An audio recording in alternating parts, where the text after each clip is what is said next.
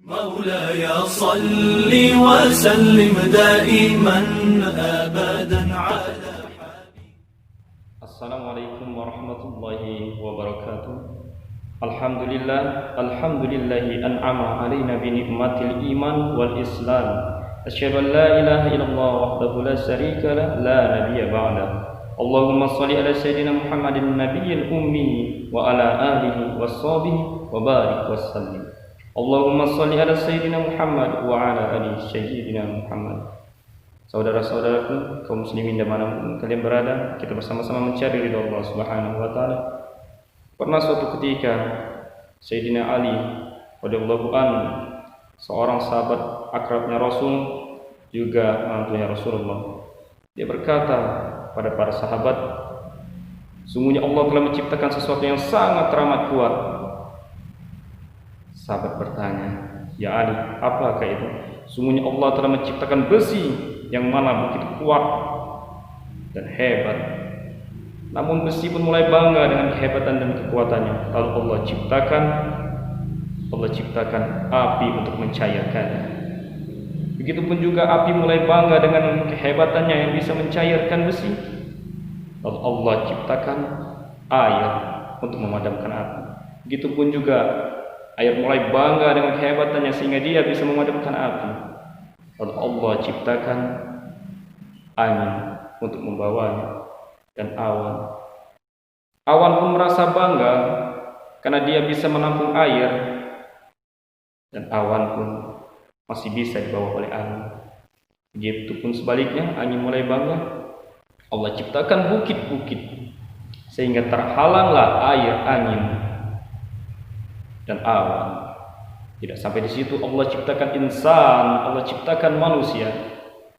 Dengan keunikan dan kehebatannya, dia mulai bangga dan merasa hebat, sehingga bukit-bukit bisa dia gundulkan untuk dia bikin rumah, dia bikin istana, merasa hidupnya kekal abadi dan selama-lamanya. Lalu Allah ciptakan tidur.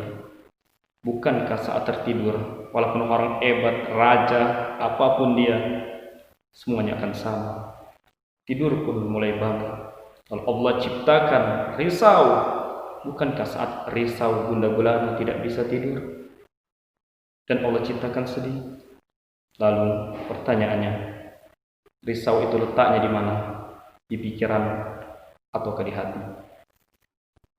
Ala wa inna fil jasadi mudghah, di dalam diri manusia ada yang segumpal. Iza salahat salahal jasadu kullu, kalau yang segumpal itu baik-baik semuanya. Wa iza fasadat fasadal jasadu kullu, tapi kalau yang segumpal itu buruk-buruklah semuanya. Ala wahiyal qalbu, dia tidak lain adalah hati kita. Maka risau dan sedih letaknya di dalam hati. Maka dari itu, risau sudah merasa hebat dan bangga karena bisa mengalahkan kantuk. Tapi Allah menciptakan zikir Allah, karena dengan berzikir hati akan menjadi tenang. Ila bizikrillah tatma'innul qulub. Dengan berzikir mengingat Allah, hati akan menjadi tenang. Jadi apakah yang paling hebat sebenarnya? Zikir kepada Allah, mengingat Allah. Walaupun kau miskin, walaupun kau susah, walaupun kecil, walaupun hina, kalau kau mengingat Allah, maka dirimu akan menjadi besar. Walaupun kau punya persoalan yang tidak bisa diselesaikan rasanya, dengan mengingat Allah, hati akan menjadi tenang. Ingatlah, seseorang hanya bisa takluk karena dirinya sendiri, dan bisa berjaya karena dirinya sendiri. Bukankah musuh yang ingin menyerang kita bisa kita lawan, tapi rasa ketidakpercaya dirian kita, rasa tidak percaya pada jiwa kita akan mengalahkan diri kita sendiri.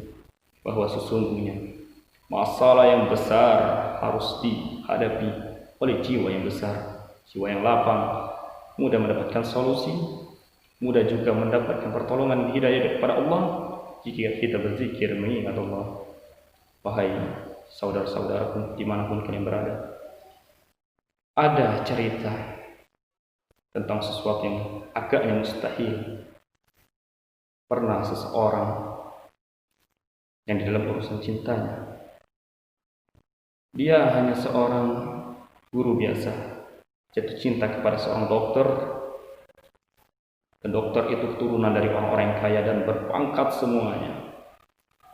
Saat keluarganya tahu bahwa dokter itu, wanita itu mempunyai kekasih langsung ingin dijodohkan.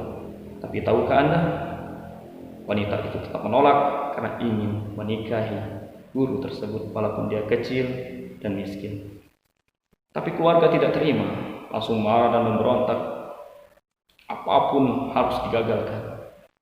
Tapi karena doanya kepada Allah, dan ini kisah nyata, tidak buat-buat dan tidak main-main. Dia berdoa dan berusaha sehingga dia disatukan oleh Allah Subhanahu wa taala. Tak lama kemudian hari berganti, musim berubah.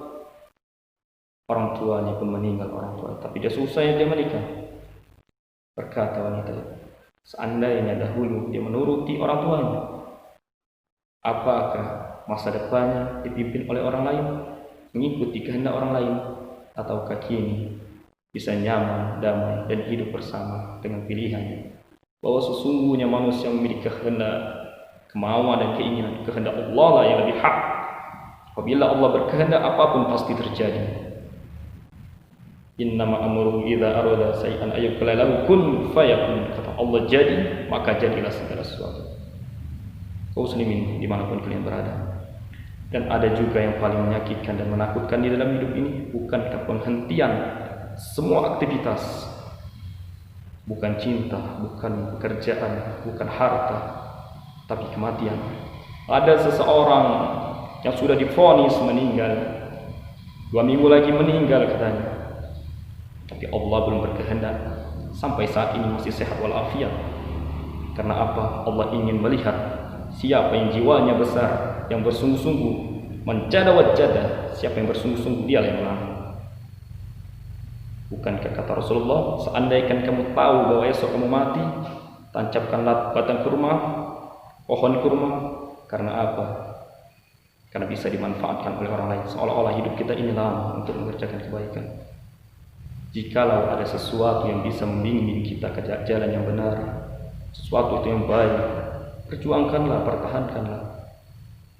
Pekerjaan, cinta, bahkan persoalan lainnya yang bisa mendekatkan kita kepada Allah, perjuangkanlah. Jangan pernah berhenti sebelum hak dari Allah benar-benar terjadi. Jangan pernah putus asa sebelum semuanya benar-benar real Allah putuskan. Bahwa sesungguhnya barang siapa yang bersungguh-sungguh dan jiwanya yang besar, Allah berikan kemudahan dan kemenangan untuk mereka. Semoga kita bisa menjadi orang-orang yang baik, baik di mata manusia maupun di mata Allah yang terkhususnya. Dan masalah yang saat ini sedang menimpa, yang sedang menghujam, ingatlah kemenangan hak milik Allah Subhanahu wa taala bagi orang-orang yang terus yakin kepada Allah. Ana inda husni zanni abdi bi. Aku menurut prasangka hamba-Ku kepada Allah. Maka dari itu berprasangkalah baik kita kepada Allah. Doa-doa kita pasti akan dikabulkan oleh Allah Subhanahu wa taala. Jika niat ini baik dan benar, pasti Allah kabulkan. Masalahnya, sanggupkah kita berjiwa besar pada saat itu? Dan untuk hari esok yang lebih besar lagi, masalah yang akan datang silih berganti.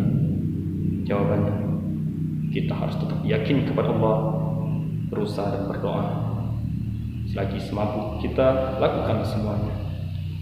Selagi bisa, selagi mampu, dan pernah berhenti. Karena semua yang tidak akan datang berkali-kali. Maka dari itu perjuangkanlah apapun itu dalam urusan penyakit kah, cinta kah, pekerjaan kah. Tetap kita optimis, Allah pasti memberikan yang terbaik. Inilah uraian singkat, walaupun sedikit, semoga bermanfaat untuk menambah motivasi kita bahwa sesungguhnya kita harus berjiwa besar sehingga persoalan-persoalan yang besar pun bisa menjadi kecil karena kita dekat kepada Allah Subhanahu wa taala. Barakallahu li wa lakum. Assalamualaikum warahmatullahi wabarakatuh.